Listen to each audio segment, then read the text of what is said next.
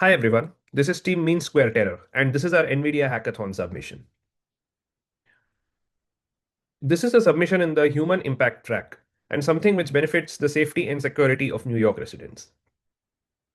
As you know, there are 900 plus security cameras which are located at various intersections in New York City, run by the Department of Transportation, so which are usually there for detecting traffic violations.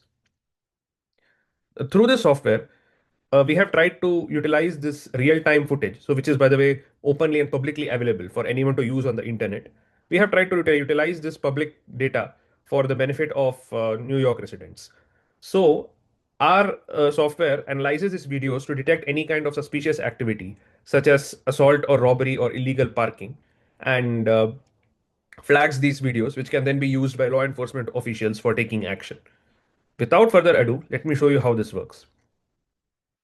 So here you can see a map of New York City, which contains various yellow dots, which represent the intersections where footage is available.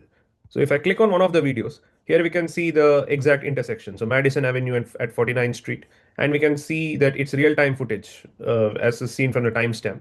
So this footage can be analyzed by passing it through our vision language model to detect if there is any kind of dangerous activity here. And clearly there isn't. It's just a street with some cars passing through, and the output reflects that. We can also do the same analysis by uploading videos via the webcam. And similarly, there is also provision for uploading saved videos, which are saved locally in the computer, and analysis can be carried out. So let me show you how the inference actually works. So here there's a saved video which is of a boxing match. So clearly, it is an activity which is violent and dangerous, and therefore we expect the model to flag that accordingly. So here you can see the output when the inference of this video is carried out. And there are timestamps where dangerous activity has been detected. So two men in a physical altercation and so on, which clearly shows that the model is doing its job. So we are using Qwen 3 vision language model, which is having 30 billion parameters. And the main reason why we have selected this model is because it's very good for fine tuning on the GN100 device. So 30 billion parameters means that we can utilize the 128 GB VRAM of the device very effectively. And it allows us to carry out training of such a large model, or like fine tuning of such a large model, which otherwise wouldn't have been possible. So on a normal laptop.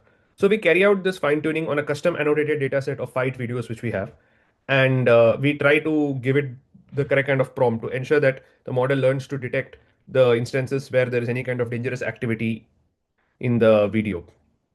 So although a pre-trained Quen model is already very good at doing these things, we make it even better for our task by carrying out this fine tuning. We also experimented with using a Google Gamma 4 model, but found that eventually the Quen model is better. And especially because we're using the GGUF version, which is a fast version, which is a fast inference based version of the model, which especially runs very well on the NVIDIA GN100. So therefore, through this, we have tried to leverage the capabilities of that device and make and ensure that running the system locally on the device is something which is beneficial.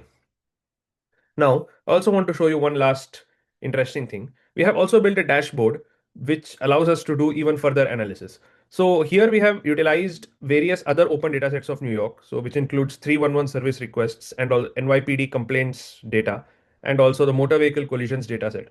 So which are based on the location from which the particular request was made. And using this, we have tried to classify the regions of New York into the probability of crime. So the red regions represent high probability of crime areas, whereas the orange and the yellows and so on. So as the color grows milder, it is showing lesser probability of crime happening. So then the videos here also reflect that the videos which are coming from the red or the orange regions have that kind of border. So therefore, what this helps us is that we can focus more on the regions which have got the higher probability of crime, so which we know from looking at the past data, and therefore ensure that the model carries out more frequent inference on the footage coming from those cameras. Because it is very important that we don't waste compute, we don't waste inference. So we should focus more on the high crime regions rather than the low crime regions.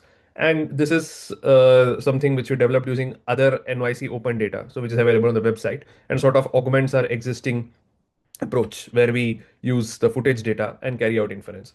So this is our entire submission, and hope you enjoyed it.